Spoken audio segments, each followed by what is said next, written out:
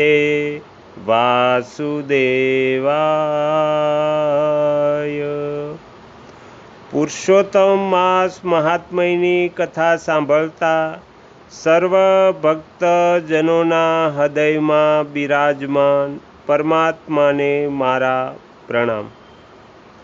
પુરુષોત્તમ માસ મહાત્મ્યની આ પવિત્ર કથા શ્રેણીના ગઈકાલના 7મા ભાગમાં આપણે સમુદ્ર સ્થાનનો મહિમા અને ભગવાન જગન્નાથજીના પ્રાગટ્યની કથા સાંભળી।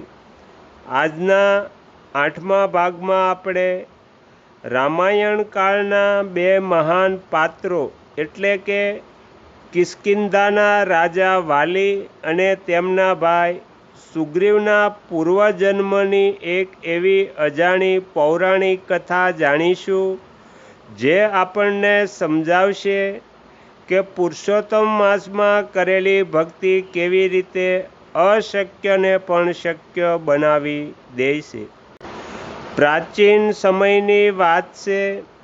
એક ઘટાદાર અને પવિત્ર વનમાં વૃક્ષરજ નામના એક પરમ તેજસ્વી ઋષિ રહેતા હતા। તેઓ દિવસ રાત ભગવાન વિષ્ણુની આરાધનામાં લીન રહેતા। વનમાં પશુ પક્ષીઓ પણ એમની ભક્તિ જોઈને શાંત થઈ જતા। એકવાર પવિત્ર પુરુષોત્તમ માસ આવ્યો। ઋષિ વૃક્ષરજે વિચાર્યું કે આ મહિનો તો પ્રભુ પુરુષોત્તમને અતિ પ્રિય છે, માટે આ આખો મહિનો હું અન્ન જળનો ત્યાગ કરીને કેવળ ભગવાનના નામનો જપ કરીશ અને પવિત્ર સરોવરમાં સ્નાન કરીશ। તેમની આ કઠોર સાધનાથી વનનું વાતાવરણ એકદમ દિવ્ય બની ગયું। એક દિવસ બ્રહ્મ મુહૂર્તમાં ઋષિ વનમાં આવેલા એક અત્યંત માયાવી અને ચમકતા સરોવર કિનારે સ્નાન કરવા ગયા। એ સરોવર દેવતાઓ દ્વારા નિર્મિત હતું। જેમ જ ઋષિએ ભગવાન પુરુષોત્તમનું સ્મરણ કરીને એ પાણીમાં ડૂબકી લગાવી તેમ જ એક મોટો ચમત્કાર થયો।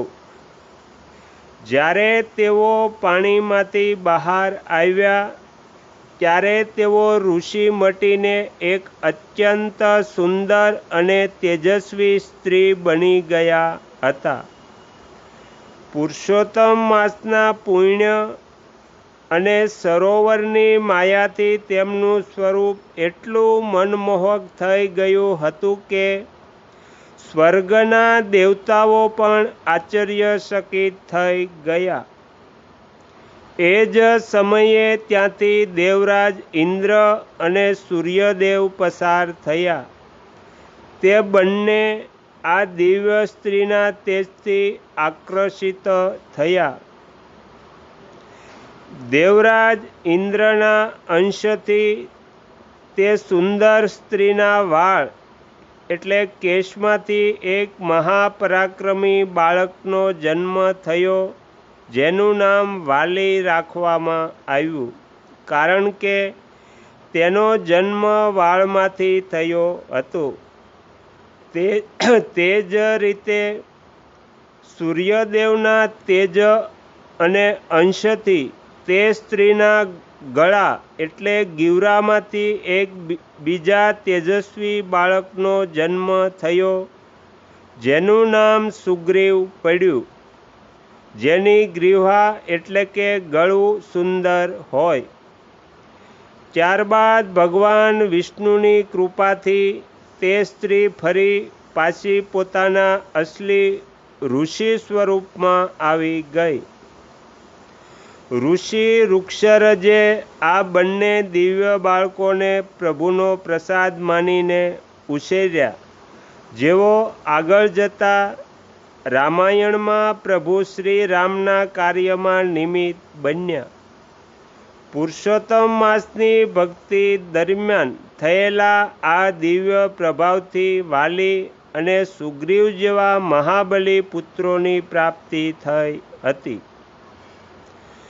તો શ્રોતા મિત્રો, પુરુષોત્તમ માસની લીલા અપરંપાર છે. આ મહિનામાં કરેલું વ્રત અને તપ ક્યારેય નિષ્ફળ જતું નથી અને ભગવાન કોઈના કોઈ સ્વરૂપે તેનું મહાન ફળ અચૂક આપે છે. તો અહીંયા 8મો ભાગ સમાપ્ત થાય છે. આવતીકાલે 9મા ભાગમાં આપણે પુરુષોત્તમ માસની વધુ એક પાવન વાર્તા ચિત્રબાહુ રાજા અને તેમના પૂર્વજન્મના પુણ્ય વિશે જાણીશું. જો વાલી અને સુગ્રીવના પૂર્વજન્મની આ અદ્ભુત વાર્તા તમને ગમી હોય તો વિડીયોને લાઈક કરજો અને શેર કરજો. રોજ આવી સુંદર પૌરાણિક વાર્તાઓ સાંભળવા માટે ચેનલને સબસ્ક્રાઈબ કરવાનું ભૂલતા નહીં. જય શ્રી કૃષ્ણ. શ્રી સદગુરુદેવની જય. આગળના વિડીયો જોવા માટે આ ચેનલને સબસ્ક્રાઈબ કરો અને જો આ વિડીયો પસંદ આવ્યો હોય તો લાઈક કરો.